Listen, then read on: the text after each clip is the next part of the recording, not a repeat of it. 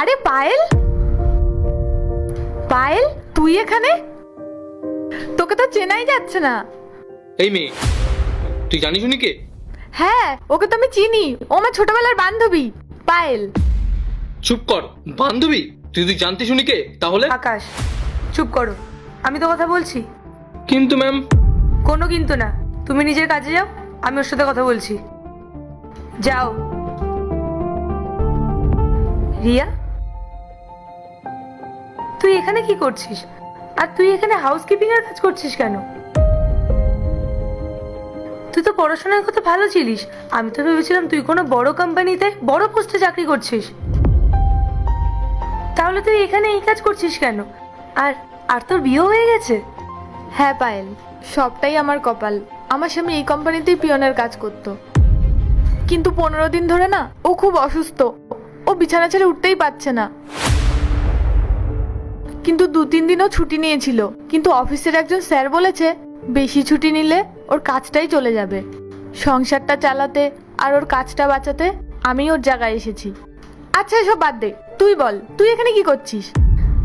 আমি আমি তো এই কোম্পানির ম্যানেজার। ম্যানেজমেন্ট থেকে শুরু করে যাবতীয় সমস্ত দায়িত্ব আমাকেই সামলাতে হয়। বাহ, খুব ভালো। তাহলে তখন রোজ আমাদের দেখা হবে। কোনো সমস্যা হলে বা কথা বলতে ইচ্ছা করলে আমি তোর কাছে চলে আসব। অবশ্যই আসবি, তুই তো আমার সব থেকে পুরনো বান্ধবী। আর আজ এত বছর পর তোর সাথে দেখা হয় না, আমার সত্যিই খুব ভালো লাগছে। আমারও খুব ভালো লাগছে রে পায়েল। আচ্ছা রিয়া, একটা কথা বলতো, তুই পড়াশোনায় এত মেধাবী হওয়া সত্ত্বেও তুই অন্য কোনো ভালো জায়গায় ট্রাই করিসনি? আমার বিশ্বাস তুই যে কোনো কোম্পানিতে ভালো পোস্টে চাকরি পেয়ে যাবি, আর তাতে তোর হাজবেন্ডের চিকিৎসাতে অনেক সাহায্য হতো। আমি খুব ভালো একটা কোম্পানিতে কাজ করতাম জানিস, স্যালারিও খুব ভালো ছিল। ওখানকার বস, অন্যান্য স্টাফেরাও আমার খুব প্রশংসা করত। কিন্তু আমার এই উন্নতি কিছু মানুষের সহ্য হলো না। তারা ভাবলো আমি ওখানে থাকলে হয়তো তাদের কোনো কাজের সমস্যা হতে পারে বা তাদের প্রমোশন আটকে যেতে পারে।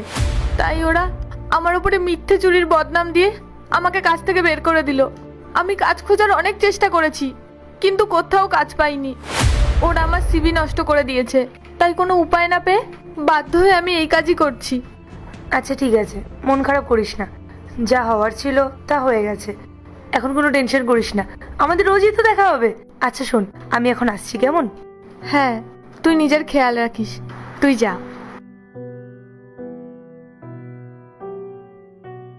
তোর ভাগ্য খুলে গেছে। স্বয়ং সিদ্ধিদাতাকে নিয়ে আমি তোর ভাগ্যের বার খুলতে এসেছি। যদি তুই আমাদেরকে আজ শেয়ার করিস, তাহলে তুই এই মাসের মধ্যেই প্রচুর অর্থের মালিক হবি।